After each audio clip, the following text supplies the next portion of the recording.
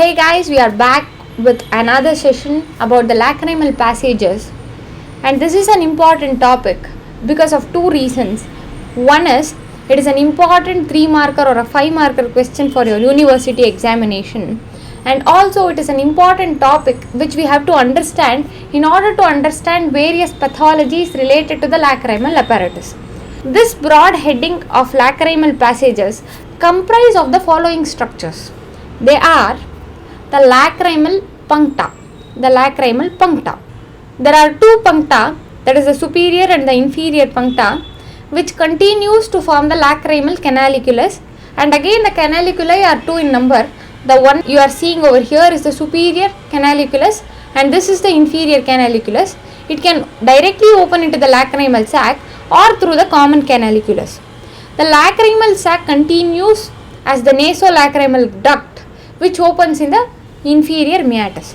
So firstly we shall study about the lacrimal puncta. So we are having two lacrimal puncta, that is the superior puncta and the inferior puncta. So where is it located? It is located temporal to the medial canthus. This is the medial canthus and the puncta is located temporal to the medial canthus, temporal to the inner canthus. And the superior puncta is about 6 millimeters, whereas the inferior puncta is about 6.5 millimeters.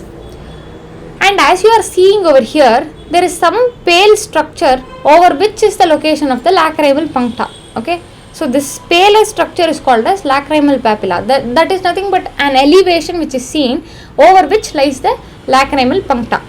This lacrimal papillae becomes more prominent at old age. The tear fluid which is formed by the lacrimal gland and the accessory lacrimal gland will flow through the lacrimal puncta and gets collected in the inner canthus, and this is called as lacus lacrimalis. The next structure which we have to study is the lacrimal canaliculus. So this is the lacrimal canaliculus, the superior canaliculus and the inferior canaliculus, and this is the magnified view of the same. You can very clearly appreciate that it is having two parts. The one is the vertical part, the other being the horizontal part. The vertical part is about 1 to 2 millimeters and the horizontal part is about 6 to 8 millimeters. The superior and the inferior canaliculus will unite to form the common canaliculus, which will drain into the lacrimal sac anteriorly. At times, the common canaliculus may be absent. The superior and the inferior canaliculi will directly drain into the lacrimal sac. Also, we have to remember that the common canaliculus is guarded by a structure, guarded by a fold, which is called as valve of Rosenmuller, which prevents the reflux of the tear fluid. The next structure what we have to study is about the lacrimal sac. Before we study about it, let us see where it is located. The lacrimal sac is located over here, that is in the lacrimal fossa.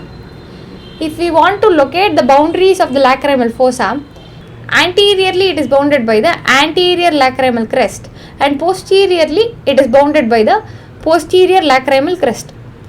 The anterior lacrimal crest is formed by the frontal process of the maxillary bone. This is the maxilla and this is the frontal process of the maxilla, and this forms the anterior lacrimal crest, whereas the posterior lacrimal crest is formed by the lacrimal bone itself. So these are the boundaries of the lacrimal fossa, and this is where the lacrimal sac is located. So the lacrimal sac is having three parts.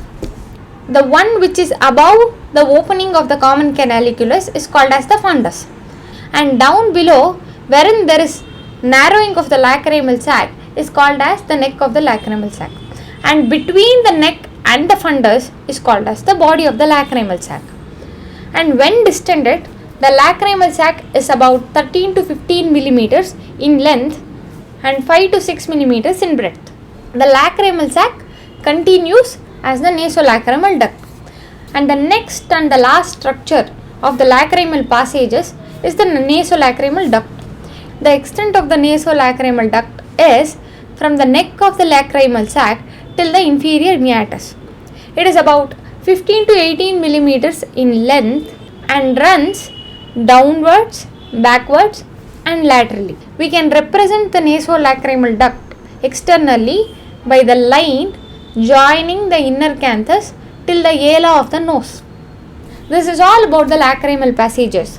That is, we studied about the lacrimal puncta, lacrimal canaliculus, common canaliculus, lacrimal sac, which continues as the nasolacrimal duct. So know that you have 3 to 5 marks in your pocket. Thank you.